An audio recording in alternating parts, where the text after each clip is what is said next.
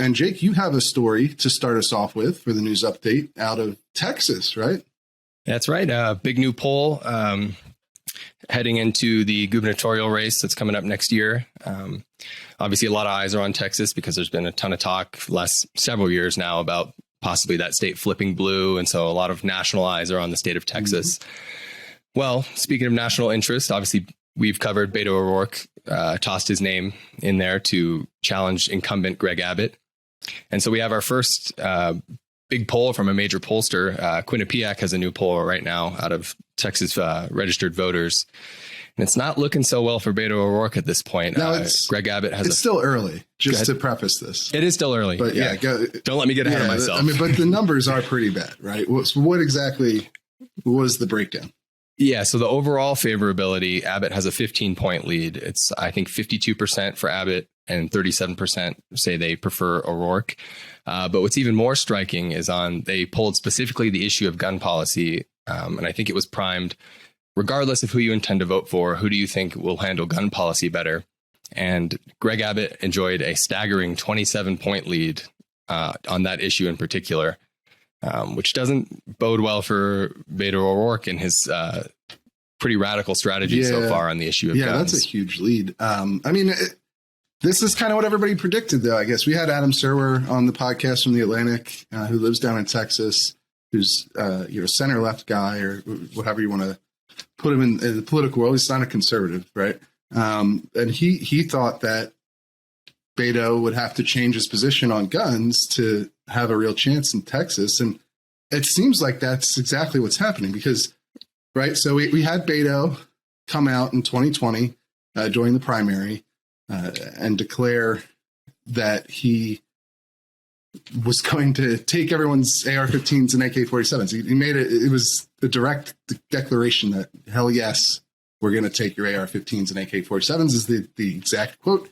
And that didn't work for him in the Democratic presidential primary, but he hasn't walked it back since putting his hat in the ring for the Texas gubernatorial nomination. And it's pretty surprising to see. In fact, he's kind of doubled down on it.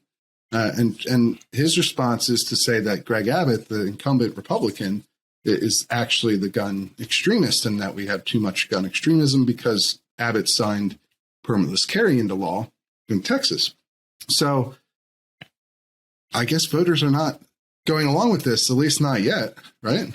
Yeah, they don't seem to be persuaded that Abbott is the extremist in this case. If you look at the numbers even further, they break it down by different demographic groups on that same question. And across the board, every age demographic from young voters to those over 65, all sizable majorities say Abbott will handle gun policy better. Hispanic voters say the same, both men and women, those with and without college degrees, all say the same thing. I believe it was only black voters that said that they preferred Beto O'Rourke on the issue of gun policy. So it wasn't a total wash, but it's just pretty staggering. They preferred him pretty strongly, if I remember correctly from reading your piece. I believe it was 72% said that they thought that O'Rourke would handle the issue. So that's better. An interesting racial breakdown there as well, with black Texans being pretty divergent from the rest of the state in terms of their views on gun policies of the two candidates. But I guess Beto's strategy here, I guess the good news you would take away from this poll, perhaps, I mean, whatever good news you can take away from a poll where you're losing by 15 points, is that guns were not the number one issue. That's right. Right. So because the people said that there were three other issues that were more important to them than gun policy, right? Sure. Yeah. There was a top line of three issues, but really it should have just been one issue because border security was orders of magnitude rated higher amongst voters than all the other issues. The economy was, I think, three times less likely for voters to say that was their number one issue, and that was the second highest represented. But Abbott leads on those issues too, I believe, in this poll. He does, yeah.